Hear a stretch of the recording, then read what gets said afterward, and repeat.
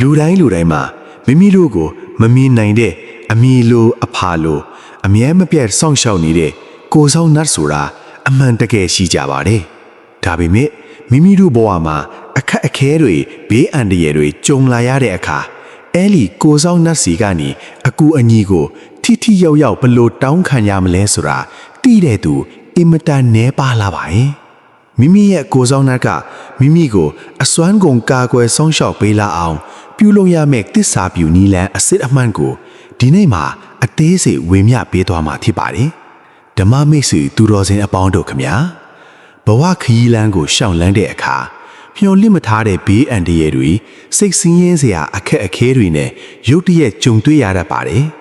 အဲ့ဒီလိုအချိန်မျိုးမှာမိမိတို့ရဲ့စိတ်ကူးထဲမှာအားကိုးရမဲ့တယ်လို့ခံစားရတတ်ပါတယ်တကယ်တော့မိမိတို့ရဲ့အနီးအနားမှာတင်မိမိတို့ကိုကာကွယ်ဖို့အမြဲအသင့်ရှိနေတဲ့ကိုဆောင်နှက်များရှိနေကြပါတယ်။ဒါဆိုရင်ကိုဆောင်နှက်တွေက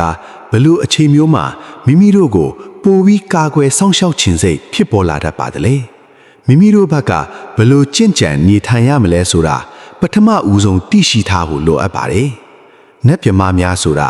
တီလာရှိသူသစ္စာရှိသူနဲ့မေတ္တာတရားကြီးမားသူတွေကိုအင်မတန်သဘောကျနှစ်သက်ကြပါတယ်။မိမိတို့ခန္ဓာကိုယ်ကထွက်ပေါ်လာတဲ့တီလာရနောက်နဲ့မေတ္တာရနောက်တွေဟာနတ်မြမာတွေကိုဆွဲဆောင်နိုင်တဲ့အကောင်းဆုံးအရာတွေဖြစ်ပါတယ်။ဒါကြောင့်ဘေးအန္တရာယ်တစ်ခုခုနဲ့ရုတ်တရက်ကြုံတွေ့ရတဲ့အခါစိတ်ကိုတည်ငြိမ်ထားပြီးမိမိအမြဲတမ်းနေ့စဉ်ပြုလုပ်နေကြကုသိုလ်တစ်ခုခုကိုအာယုံပြုရပါမယ်။မိမိကိုယ်တိုင်ကလည်းတီလာတစ်ခုခုကိုမြဲမြံအောင်ထိန်းသိမ်းထားဖို့လိုအပ်ပါတယ်။ဘေးအန္တရာယ်နဲ့ရုတ်တရက်ရင်ဆိုင်ရတဲ့အခါကိုဆောင်နတ်စီကနေထိရောက်တဲ့အကူအညီရရှိဖို့အတွက်အဓိကအကြဆုံးအချက်ကတော့တစ္ဆာဆိုခြင်းဖြစ်ပါတယ်။တစ္ဆာဆိုတယ်ဆိုတာမိမိပြုလုပ်ခဲ့မှုတဲ့စစ်မှန်တဲ့ကုသိုလ်တစ်ခုခုကိုအခြေခံပြီးတိုင်တီးပြိုးလိုရခြင်းဖြစ်ပါတယ်။မိမိမှာတစ္ဆာတရားရှိနေရင်မမြင်အပ်တဲ့နတ်ကောင်းနတ်မြတ်တွေကမကူညီပဲမနေနိုင်ကြပါဘူး။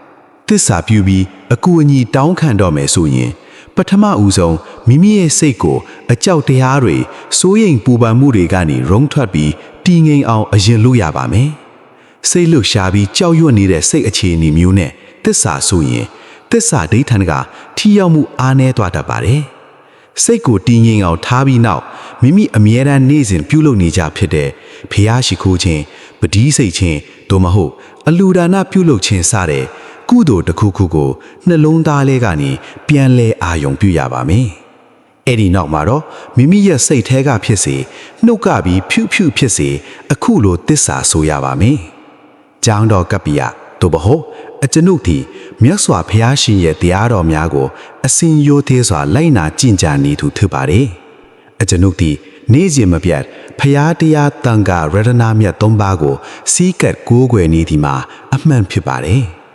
ဤသို့ပြောဆိုရသောသစ္စာစကားသည်မှန်ကန်ပါကဤမှန်ကန်သောသစ္စာစကားကြောင့်၎င်းအကျွန်ုပ်ပြုလုပ်ခဲ့သမျှသောကုသိုလ်အတုမဲ့တို့ကြောင့်၎င်း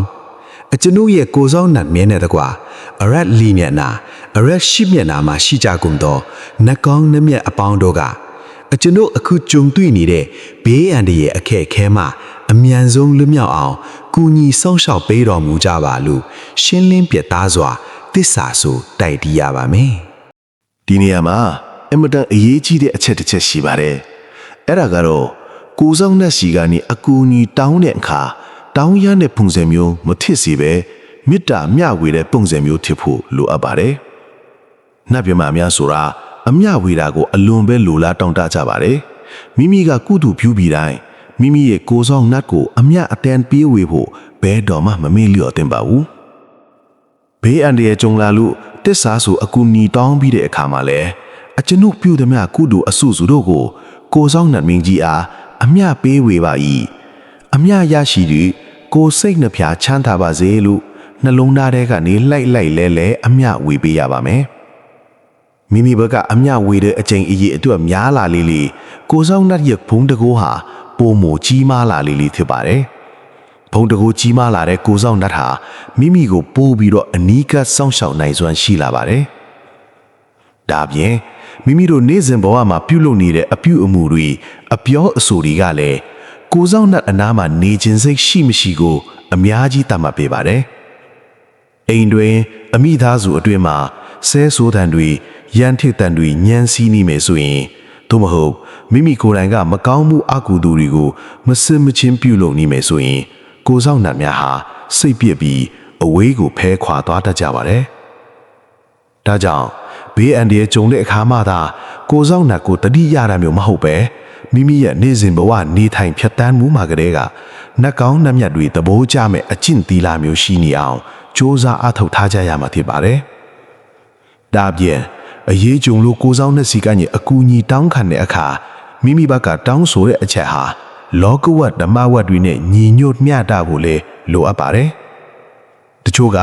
မိမိရဲ့အတ္တစန္ဒတစ်ခုရဲ့အတွက်သို့မဟုတ်သူတစ်ပါးကိုထိခိုက်နစ်နာစေမဲ့အရာမျိုးတွေအတွက်ကိုဆောင်နတ်ကိုတိုင်တီးပြီးအကူအညီတောင်းတတ်ကြပါတယ်။အဲ့ဒီလိုမမှန်ကန်တဲ့အရာမျိုးတွေအတွက်သစ္စာဆိုရင်တော့ဘယ်ကိုဆောင်နတ်ကမှကူညီစောင့်ရှောက်ပေးမှာမဟုတ်ပါဘူး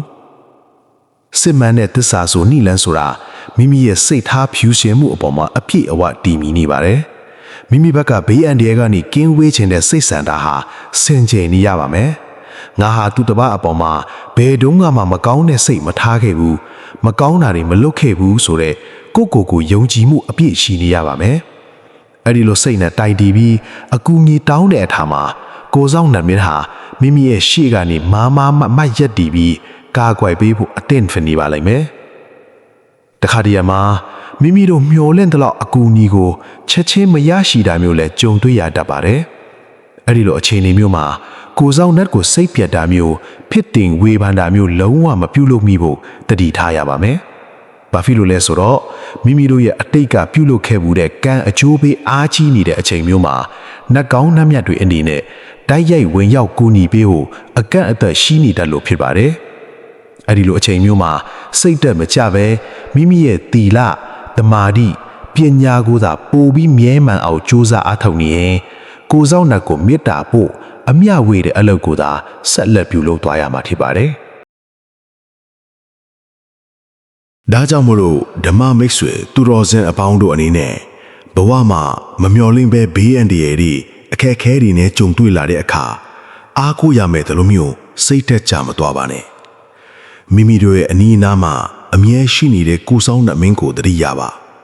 စိတ်ကိုတည်ငြိမ်အောင်အရင်ဆုံးထားရှိပြီးမိမိပြုလုပ်ခဲ့မှုတဲ့စင်ကြယ်တဲ့ကုသိုလ်ကောင်းမှုတွေကိုအာရုံပြုကာ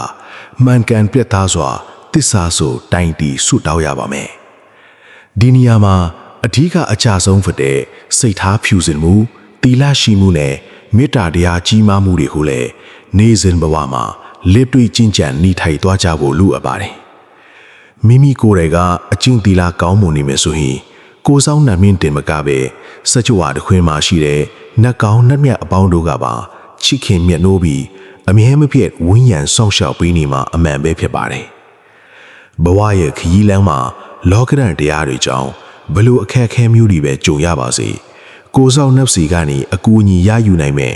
ဒီတစ္ဆာဆိုနီးလန်းကိုစနစ်တကျအတောင်းချပြီးဘေးအန္တရာယ်အပေါင်းကနေကြော်လွှားလွတ်မြောက်နိုင်ကြပါစေလို့ဆုမွန်ကောင်းတောင်းပေးလိုက်ရပါတယ်အခုလိုကိုဆောင်နတ်စီကနေအကူအညီတောင်းခံတဲ့တစ္ဆာဆိုနီးလန်းကိုအတောင်းပြုတဲ့အခါမိမိဘက်ကစိတ်ရှည်တီးခံဖို့လည်းအလွန်ပဲလိုအပ်ပါတယ်တချို့ကတစ္ဆာဆိုပြီးတာနဲ့ချက်ချင်းအကျိုးတူကိုမမြင်ရတဲ့အခါစိတ်ပြက်ပြီးအယုံအကြည်ကင်းမဲ့ထွားတတ်ကြပါတယ်ဒါဟာမဖြစ်တဲ့အရာတစ်ခုဖြစ်ပါတယ်ဘာဖြစ်လို့လဲဆိုတော့တရားဓမ္မရဲ့တဘာဝအရာတိုင်းမှာအချိန်နဲ့အခါဆိုတာရှိနေတယ်လို့ဖြစ်ပါတယ်မိမိရဲ့သစ္စာစကားကစစ်မှန်ပြီးမိမိရဲ့စိတ်နဲ့သဘောထားကဖြူစင်းနေသည်၍ကိုဆောင်နတ်မင်းဟာမိမိကိုကူညီဖို့နီးလန်းရှာဖွေနေမှာအသေးချပဲဖြစ်ပါတယ်တခါတည်းမှာမိမိတို့မျှော်လင့်ထားတဲ့ပုံစံမျိုးနဲ့မဟုတ်ပဲအခြားသောတင့်တော်မဲ့မီလန်းမျိုးတွေနဲ့ဘေးအန္တရာယ်ကနေသက်သာရအောင်ဝိုင်းဝန်းကူညီပေးတတ်ကြပါတယ်ဥပမာအားဖြင့်မိမိကိုကူညီပေးမဲ့လူကောင်းသူကောင်းတွေနဲ့ရုတ်တရက်ဆုံတွေ့စေတာမျိုးသို့မဟုတ်ဘေးအန္တရာယ်ရှိတဲ့နေရာကနေစိတ်ကူးပြောင်းပြီးရှောင်ထွက်သွားစေတာမျိုးစတဲ့ပုံစံမျိုးတွေနဲ့ကာကွယ်ပေးတတ်ပါတယ်ဒါကြောင့်မို့လို့တစ္ဆာစုပြီးတဲ့အခါမှာမိမိရဲ့စိတ်ကိုဒေါသတွေစူးရိမ်မှုတွေမထက်စေပဲအေးချမ်းတည်ငြိမ်စွာနဲ့အကောင်းဆုံးရလဒ်ကိုစောင့်ဆိုင်တတ်ရပါမယ် မိမိဘက်ကကုသိုလ်တရားတွေကိုအမြဲပွားများနေပြီးကိုယ်ဆောင်နှက်ကိုမေတ္တာပို့အမျှဝေနေမယ်ဆိုရင်မိမိတို့ရဲ့ဘဝခရီးလမ်းဟာဘလို့ဘေးရန်တွေမျိုးပဲကြုံလာပါစေအမြဲတမ်းဘေးကင်းလုံခြုံပြီးအစဉ်ပြေချောမွေ့နေမှာအမှန်ပဲဖြစ်ပါတယ်ဒီနေရာမှာနှုတ်ထက်တတိပြုရမယ့်အချက်ကတော့ကိုယ်ဆောင်နှက်ဆိုတာမိမိရဲ့စိတ်အစဉ်ကိုအမြဲတမ်းစောင့်ကြည့်နေတတ်တယ်ဆိုတာပါပဲမိမိတို့ရဲ့စိတ်ထဲမှာမနာလိုဝန်တိုမှုတွေအမုန်းတရားတွေနဲ့အာဃာတတွေပြည့်နှက်နေမယ်ဆိုရင်မိမိတို့စီကထွက်ပေါ်လာတဲ့စိတ်အယောင်အဝါဟာအင်မတန်ညစ်သေးပြီးအနက်အသက်မကောင်းလာပါဘူးအဲ့ဒီလိုအခြေအနေမျိုးမှာနှက်ကောင်းတဲ့မြတ်တွေဟာမိမိတို့အနားမှာမနေချင်ကြတော့ပါဘူးဒါကြောင့်ဘေးအန္တရာယ်ကင်းဝေးဖို့သစ္စာစုအကူအညီတောင်းတဲ့အခါမိမိရဲ့စိတ်ကိုအရင်ဆုံးဖြူးစင်တန်ရှင်းအောင်စေးကြောရပါမယ်သူတစ်ပါးအပေါ်ထားရှိရဲ့အမုန်းတရားတွေကိုခေတ္တခဏဖြစ်စေဖေရှားဖြစ်ပြီးအားလုံးအပေါ်မှာမေတ္တာစိတ်မွေးမြူရပါမယ်အဲ့ဒီလိုဖြူစင်အေးချမ်းတဲ့စိတ်နဲ့သစ္စာစုတိုင်တည်တဲ့အခါမှာကိုယ်ဆောင်နှက်မင်းကြီးဟာမိမိရဲ့သစ္စာအရှိန်အဝါကြောင့်ချက်ချင်းဆိုသလိုသိရှိပြီးအမြန်ဆုံးလာရောက်ကာကွယ်စောင့်ရှောက်ပေးမှာဖြစ်ပါတယ်မမြင်ရတဲ့အဆောင်အရှောက်ဆိုတာမိမိဘက်က